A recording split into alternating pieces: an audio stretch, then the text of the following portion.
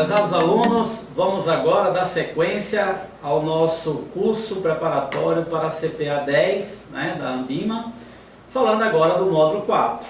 Garanto a vocês que esse módulo é muito básico, muito simples, vai ser muito rápido, porque é uma introdução dele para o módulo 5, que aí é o módulo mais importante do CPA 10, que é o módulo que trata apenas sobre fundos de investimento. O produto de investimento chamado fundos de investimento. Mas vamos então ao módulo 10, ao módulo 4 do CPA 10, que trata dos princípios de investimentos, uma parte muito conceitual. Então vamos lá, começando sobre a diferença entre rentabilidade absoluta e rentabilidade relativa, onde eu coloquei aí entre parênteses, na rentabilidade relativa, a expressão benchmark. Bem pessoal, rentabilidade absoluta, eu botei um exemplo aí, o fundo de renda fixa do Banco Alfa rendeu 0,70% no último mês. Então o que é a renda absoluta? É o investidor que diz assim, ganhei 10% numa aplicação de uma renda fixa qualquer, no CDB, ou no próprio fundo de investimento, ou numa LCA, numa letra de crédito de agronegócio, ganhei 10%, ganhei 8%, ganhei 7% e ponto final. Rentabilidade absoluta. Ele não faz referência a nenhuma outra comparação, ele apenas dá o valor bruto, 70%, 8%, 10%. Rentabilidade relativa. O fundo de renda fixa do Banco Alfa teve um rendimento de 95% do CDI no último mês. Então veja que na rentabilidade relativa eu faço uma referência a um indexador. É o que a gente chama de índice de referência, o benchmark. Então aí, 95% do que deu o CDI. Então a rentabilidade do certificado de depósito interbancário, digamos, tenha dado 1%. E qual foi o seu ganho? O meu ganho foi 95% desse 1%, que foi o valor do CDI. Ficou claro? Toda vez que eu falar em rentabilidade relativa, eu estou fazendo relação a algum índice, que pode ser o CDI, que pode ser o índice Bovespa, que pode ser o Selic, que pode ser o IPCA, que pode ser o IGPM, é uma relação. Tá? Rentabilidade esperada e rentabilidade observada. Rentabilidade esperada, pessoal. A rentabilidade esperada está relacionada a uma expectativa de acontecimento no futuro. Você imagina que vai ganhar uns 10%, uns 15%. Você tem uma expectativa, então isso é rentabilidade esperada. Rentabilidade observada, não. A observada você já consegue comparar, porque ela está relacionada ao passado. Olha aí, está relacionada com o conceito de passado. É a rentabilidade já divulgada, anunciada. Então, rentabilidade observada, conceito de passado. Rentabilidade esperada, conceito de expectativa futura, que pode acontecer ou não. Vamos seguir.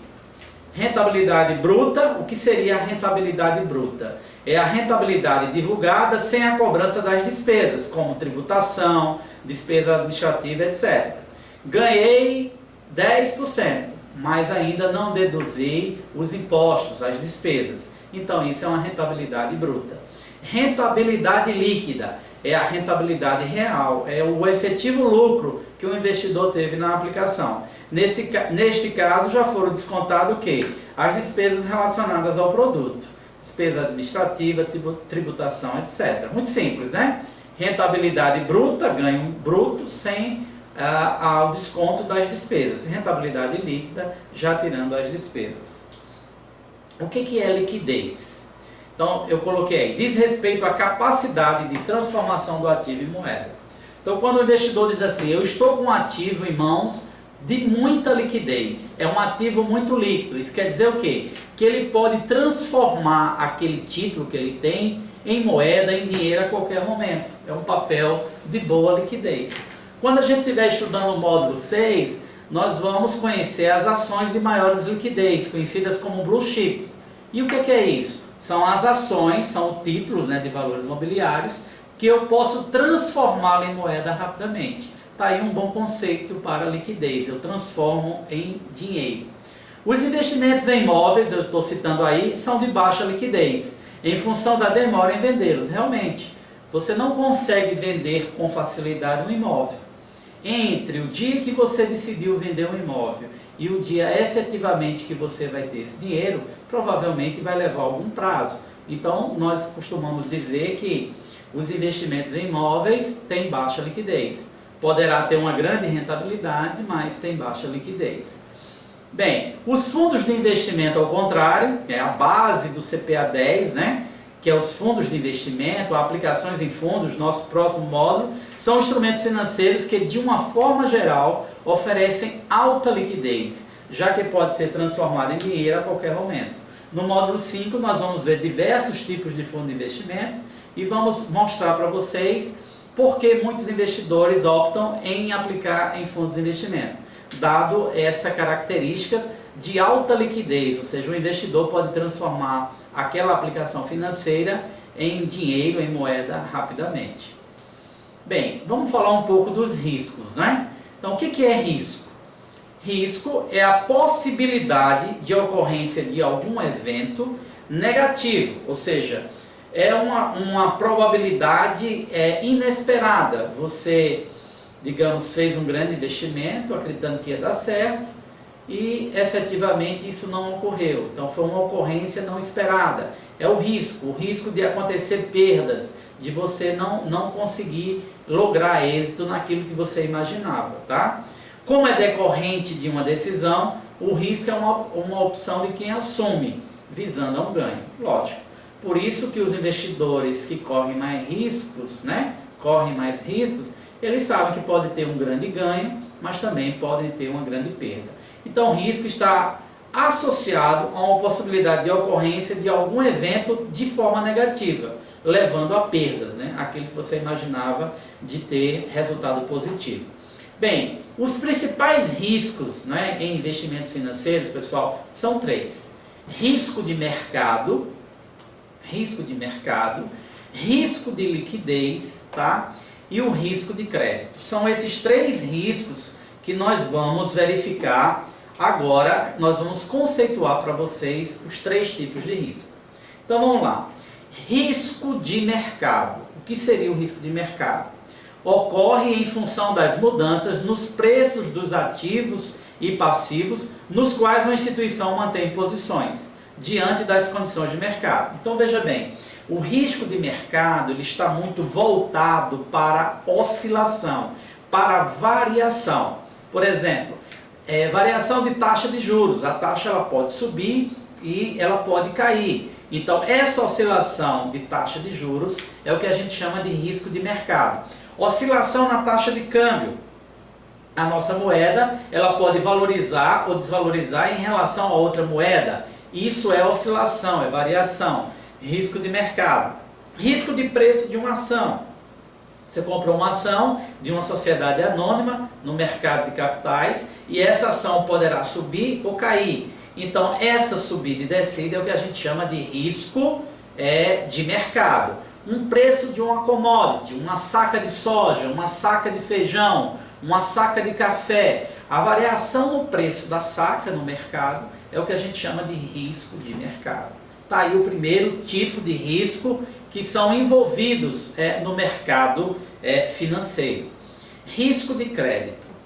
É a incerteza do cumprimento do contrato pela contraparte. Na realidade aí, o risco de crédito é o risco da inadimplência. É o risco de você fechar um contrato e uma das partes não cumprir o que foi acordado. Tá aí, ó. Contrato é um acordo onde cada parte assume compromisso com a outra. Se uma delas não cumprir o compromisso, ou seja, não pagar um empréstimo na data aprazada, na data acordada, ou pagou, mas após a data aprazada, a data acordada, isso é o que a gente chama de risco de crédito.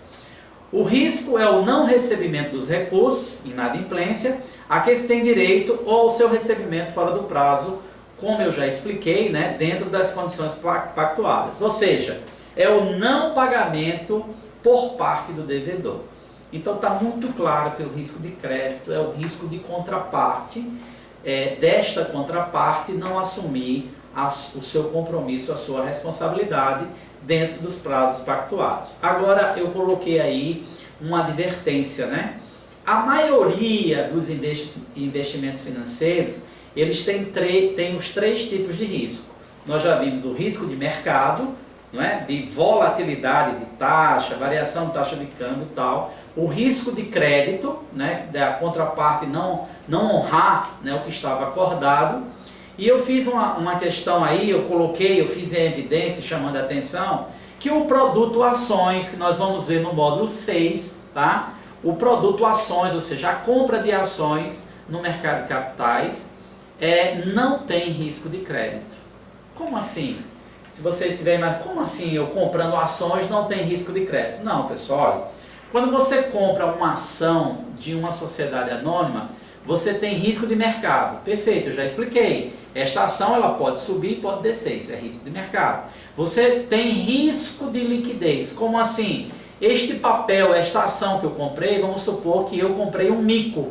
Eu comprei uma empresa que não tenha muita liquidez. E eu, embora queira vender esta ação no mercado de capitais, eu não consigo achar ninguém interessado em comprá-la. Isso é risco de liquidez. Por quê? Porque eu não consigo transformar o meu ativo, que no caso é uma ação, em moeda, em dinheiro.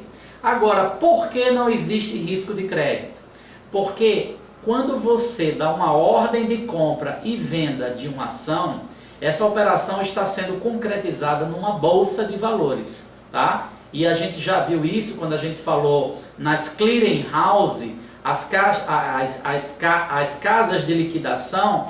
A gente viu que na Câmara de Ações, a antiga CBLC, a Companhia Brasileira de Liquidação e Custódia, na Câmara de Ações da Bolsa, após essa ordem ter sido acordada, negociada, fechada, não é? A gente vai ver que dentro de 3 dias no mercado de ações, esse valor vai ser depositado na conta do vendedor.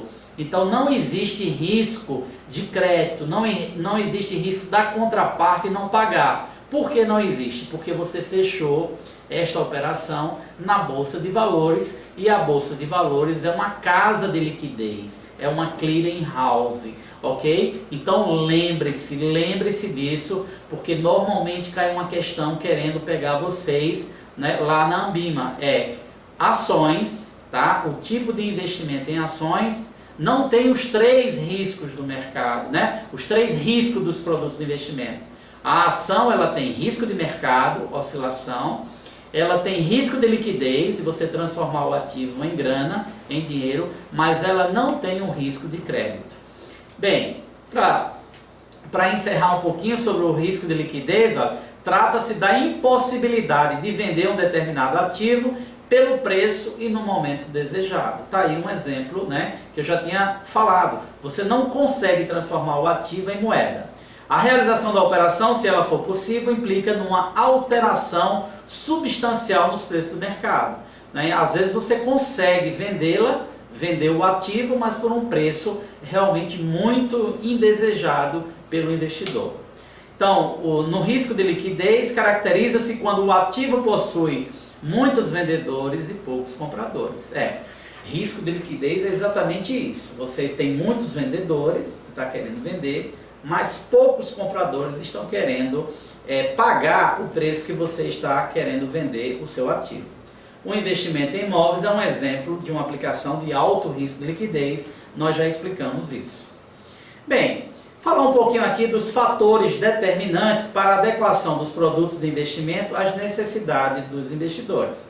Vocês sabem que vocês estão fazendo um curso aqui, não apenas para ter o conhecimento, não é, dos produtos de investimento, mas como também a postura de como atender esses investidores quando eles estão à sua frente, né, no seu mercado de trabalho.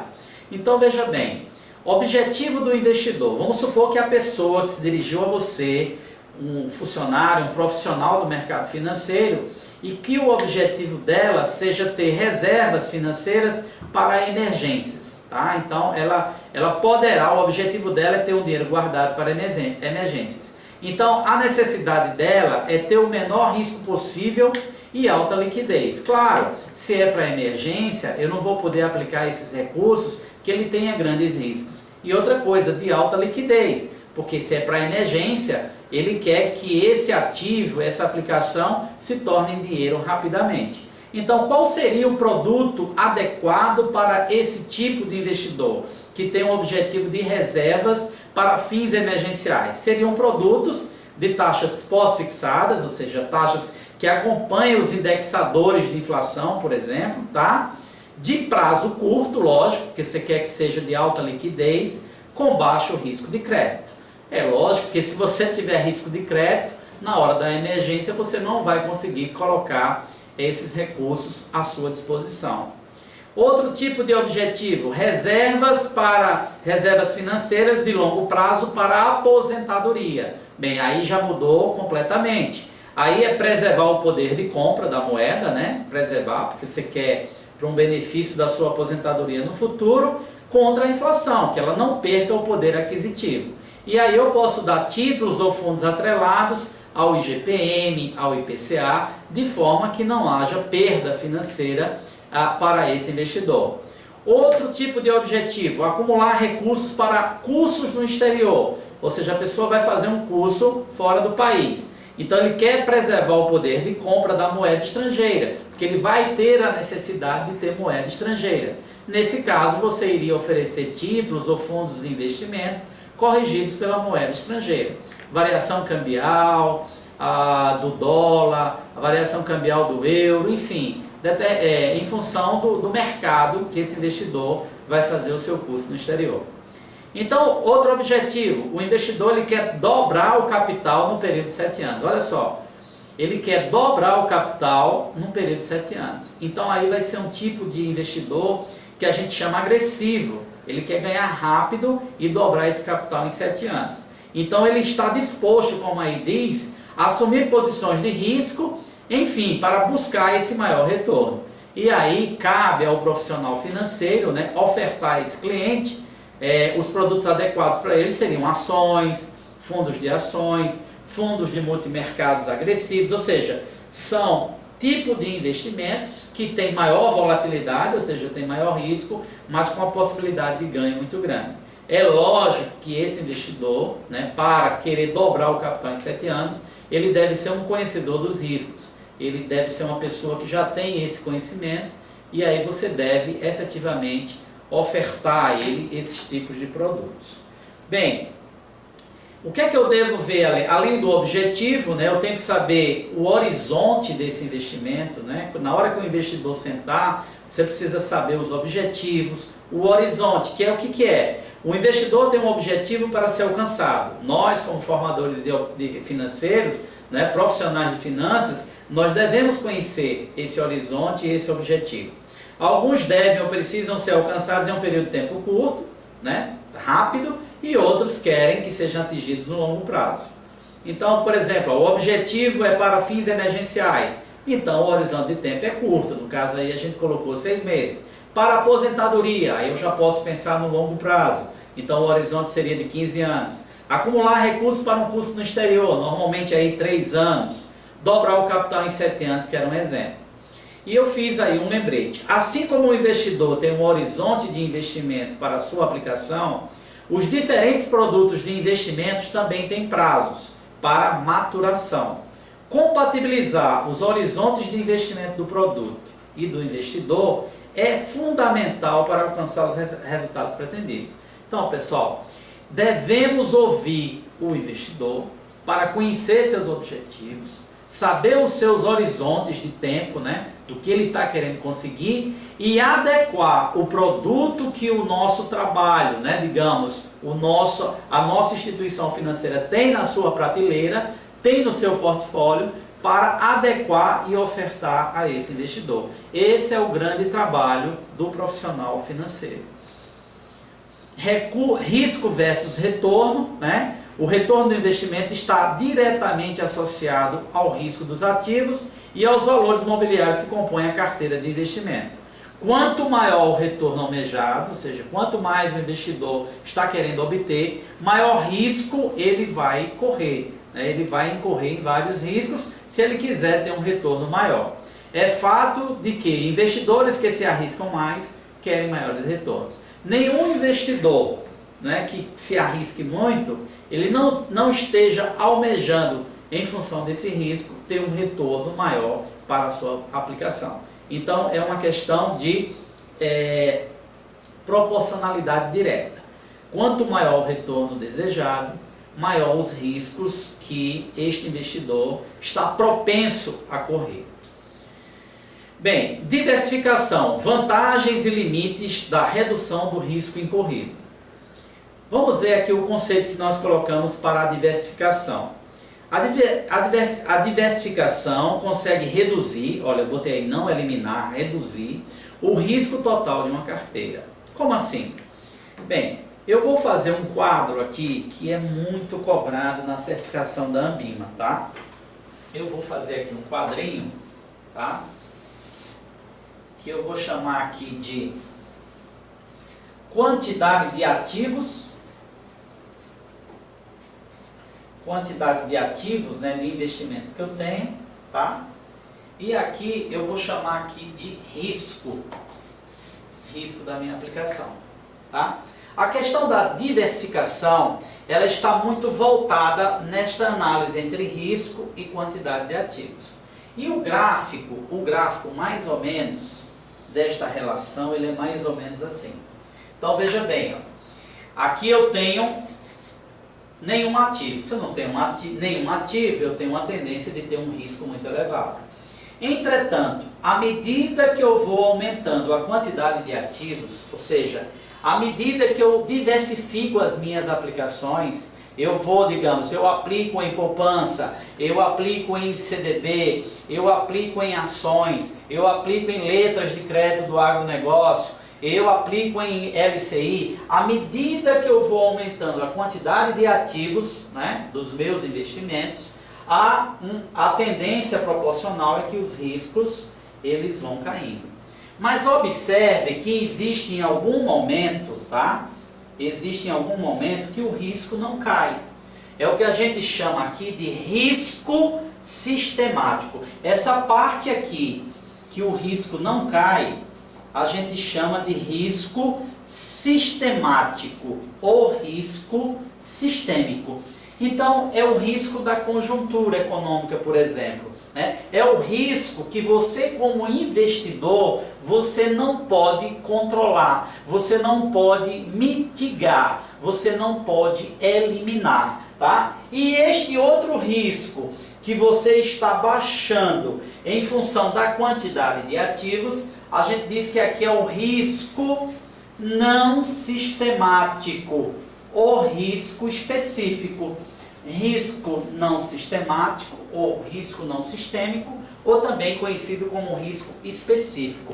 Então, neste caso, no risco não sistemático, o investidor tem ingerência em mitigá-lo, né? Se não eliminar, mas reduzir, né? Você vai baixar o risco, por isso que a curva diminui.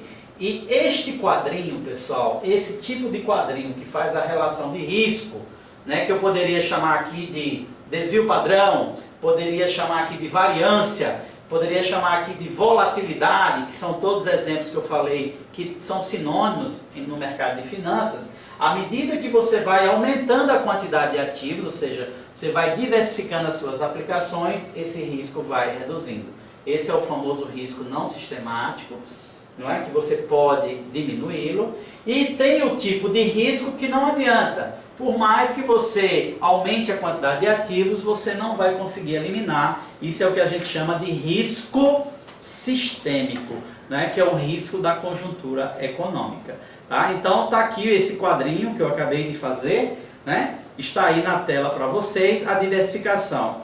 Observe que no eixo vertical, né, ele chamou de desvio padrão, que eu posso chamar, risco, desvio padrão, volatilidade, variância e o número da quantidade de ativos.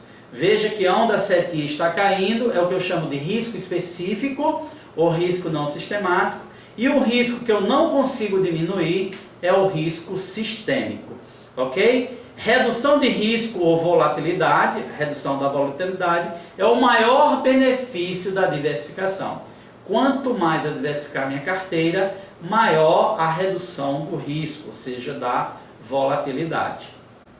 Então, meus alunos, para encerrar esse assunto da diversificação, nós estamos apresentando aí nosso último slide, né, onde fala da diversificação. Então, nós falamos do risco sistemático, que é aquele risco que o investidor não tem condições de diversificar, porque são dados conjunturais, né? Por exemplo, aí eu citei as eleições presidenciais, ninguém sabe o resultado, quer dizer, não tem condição de você mitigar, você diversificar, né? Seria aqui, olhando novamente para cá, está aqui, ó, o risco sistemático é aquele risco que você não pode diversificar, tá? Você não tem como investidor ingerência. Já o risco não sistemático ou risco específico é aquele que, à medida que você aumenta a quantidade de ativos, você reduz esse risco. Por isso que a gente diz que o investidor tem um risco diversificável. Quanto mais quantidade de ativos dentro da sua composição da carteira, menor, né, será o risco que a gente chama de risco diversificável. Pois bem, encerramos o módulo 4, né, vocês viram que foi um módulo muito rápido, né, e vamos agora na nossa próxima aula fazer os exercícios desse módulo. E aí depois ficam faltando só mais dois, o módulo 5, de suma importância, porque vamos tratar de fundos de investimento, muito cobrado na CPA 10, e por fim o módulo 6, que são os demais produtos de investimento. Muito obrigado e até a nossa próxima aula.